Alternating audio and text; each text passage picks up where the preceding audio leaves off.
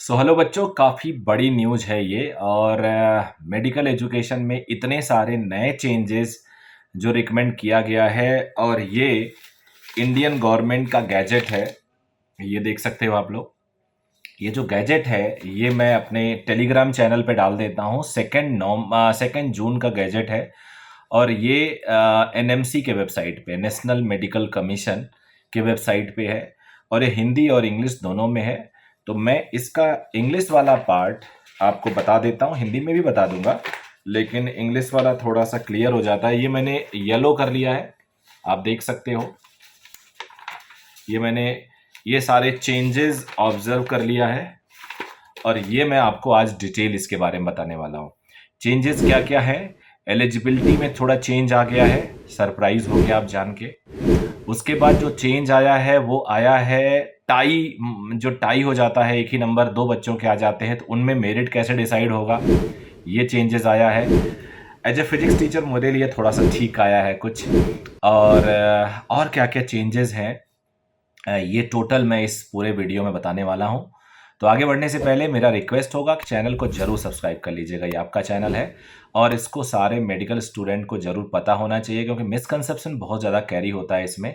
लोग कुछ भी बोल जाते हैं और बच्चे उसको सही मान लेते हैं। तो मेरे वीडियो से भी ज़्यादा अच्छा होगा कि आप ये मेरे टेलीग्राम चैनल पे भी है, वहाँ से आप डाउनलोड कर लो। मेरा टेलीग्राम चैनल नीचे एड्रेस दे रहा हूँ। मुझसे आप कनेक्ट हो सकते हो मेल पे, मुझसे कनेक्ट हो सकते हो आप मेरे ट्विटर पे, मुझसे कनेक्ट हो सकते हो मेरे इंस्टाग्राम पे, कहीं से भी आप मुझसे कनेक्ट हो सकते हो। मैं देहरादून में रहता हूँ, अविरल क्लासेस चलाता हूँ, उसका डायरेक्टर हूँ और फिजिक्स फैकल्टी भी हूँ। तो चलिए ये जो नोटिफिकेशन है वो एनएमसी का नोटिफिकेशन है, undergraduate medical education board UGMEB का है पूरा डिटेल। और इसमें करीब करीब 25 पॉइंट्स हैं जो दिया गया है, और कुछ सब पॉइंट्स भी हैं। प्राइमरीली इन्होंने नाम दिया है इसका graduate medical education regulation 2023 GMER 2023। और इस रेगुलेशन में इन्होंने बहुत सारी बातें की हैं। UGMEB की डेफिनेशन बताया है, undergraduate medical education board. Commission cell means national medical commission. NEET UG means national eligibility cum entrance test. अब आ जाते हैं जहां पे चेंजेस होने वाले हैं, उसकी बात कर लेते हैं। तो कंडक्ट ऑफ नीट यूजी, इधर द नेशनल मेडिकल कमीशन में कंडक्ट द नेशनल यूजी और एनी डेजिग्नेट एनी एंड और मे डेजिग्नेट एनी एजेंसी और authority by whatever name called to cause NEET UG to be conducted. पहला point जिसको मैंने yellow किया हुआ है, यानी एनटीए हो सकता है नीट ना कराए, एनएमसी कराएगी, या ये किसी एजेंसी को, उसका नाम कुछ भी हो सकता है, उसको डेजिग्नेट कर सकती है। तो ये मैं इसका as it is 7th point है, आप देख सकते हो उस फाइल में 7th पॉइंट है, वो 7th पॉइंट इसको एक्सप्लेन करता है। 8th पॉइंट है, द यूजी यानी medical education board set determine language manner and modalities etcetera of conducting NEET UG. Eligibility में काफ़ी चेंजेस आए हैं। एलिजिबिलिटी है, 9th पॉइंट है इसका ये, no student shall be eligible to pursue graduate medical education either in India or elsewhere except by scoring the minimum eligibility score at the NEET exam. यानी अगर आपके नीट एग्जाम में minimum score नहीं आता है तो आप इंडिया अब्रॉड कहीं भी MBBS नहीं कर सकते। Provided the UGMEB shall by notification announce the list of eligible student time to time। यानी ये education board UGMEB time to time जो लिस्ट प्रोवाइड करेगी, यानी वही जो एक बार कट ऑफ जारी करती है। अब आ गया सबसे इंटरेस्टिंग पॉइंट। यहाँ पे इस बार टाई ब्रेक में जो क्राइटेरिया होता था उसको चेंज किया जा रहा है। तो पहले क्या क्राइटेरिया था? पहले क्राइटेरिया था कि अगर आपके मार्क्स टाई हो जाते हैं तो फिजिक्स के मार्क्स को, बायोलॉजी के मार्क्स को सबसे पहले कंसीडर किया जाएगा। मान लो दो बच्चों के 600 नंबर हैं और एक की रैंक है 19,000, एक की रैंक है 19,000, एक 19,001। तो किसको कैसे दिया गया रैंक ऊपर और नीचे?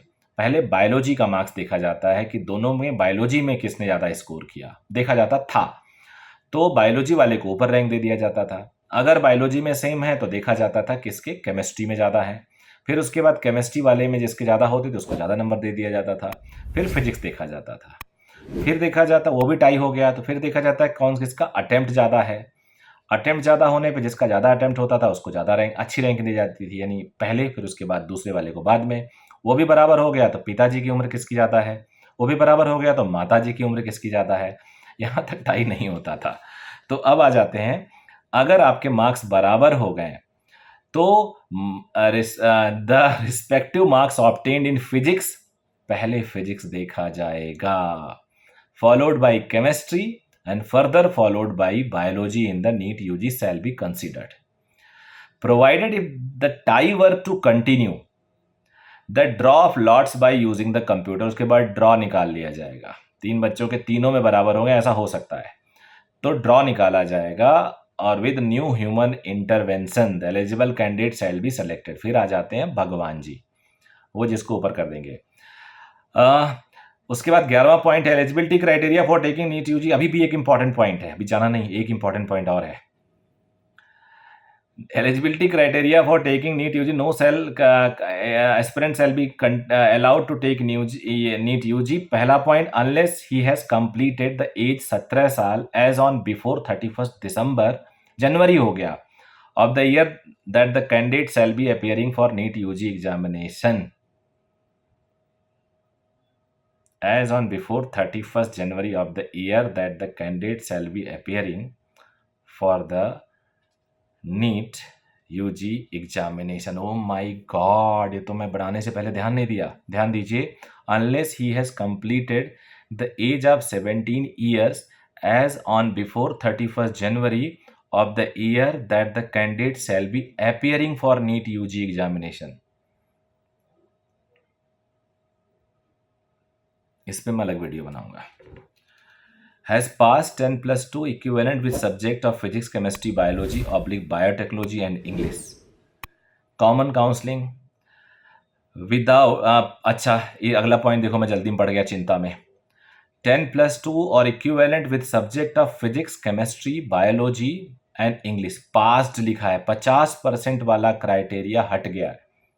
जो पहले की 10+2 में 50% का क्राइटेरिया होता था वो हटा दिया गया है, अब पास होना जरूरी है। कॉमन काउंसलिंग के बारे में भी काफ़ी चर्चा हो रही है।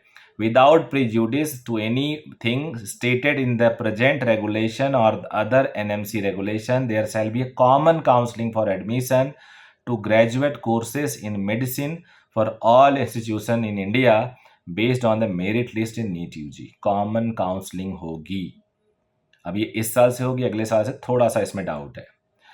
ये गैजेट है भारत सरकार का। Counselling shall be entirely based on seat matrix provided by NMC provided the common counselling may have multiple round as may be necessary. ये तो बड़ा कॉमन बात है। Conduct of common counselling, the UGMEB shall publish guideline for the conduct of common counselling and designated authority under section 17। ये common बात है। उसके बाद अगला पॉइंट है government to appoint designated authority for common counselling. Government अपना कोई authority represent कर सकती है। उसके बाद फीस उसका है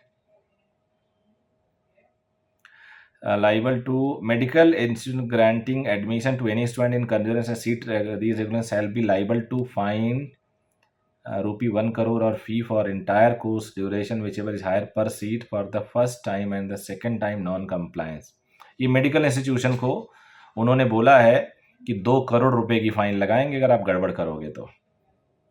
अगर कोई इस बच्चे को बैर किया जा रहा है, यानी आपने उसकी एलिजिबिलिटी बिना जांचे एडमिशन दे दी और बाद में उसको मना किया गया, बार किया गया, तो उस इंस्टीट्यूशन को एक बच्चे की पूरे साल की 5 साल की फीस या 2 करोड़ रुपया जो भी ज़्यादा होगा फाइन देना पड़ेगा। उसके बाद कॉलेज के लिए है कि 1 हफ्ते के अंदर आपको लिस्ट प्रोवाइड करना होगा। Student migration, no student designated to a medical institution not withstanding anything stating in these regulations shall seek migration to any other medical institution। एक बार आपने एडमिशन ले लिया तो वहीं के हो गए। पहले हम बदल भी सकते थे कॉलेज, उत्तराखंड में काफ़ी लोग बदले भी थे।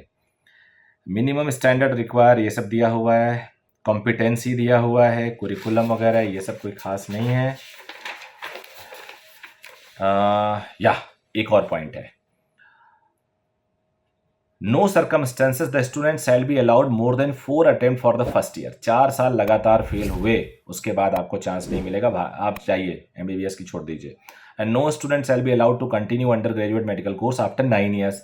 9 साल से ज़्यादा आप एमबीबीएस नहीं कर सकते। कई लोग बैठे रहते थे पहले प्राइवेट कॉलेज में 10-10 साल, 9 साल से ज़्यादा नहीं, और 4 बार पहले साल में फेल हुए तो आपको नमस्ते कर दिया जाएगा।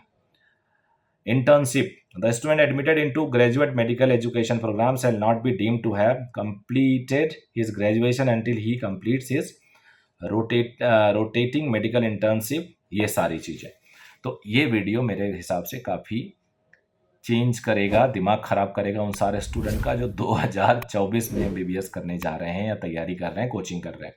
Thank you very much, bye bye.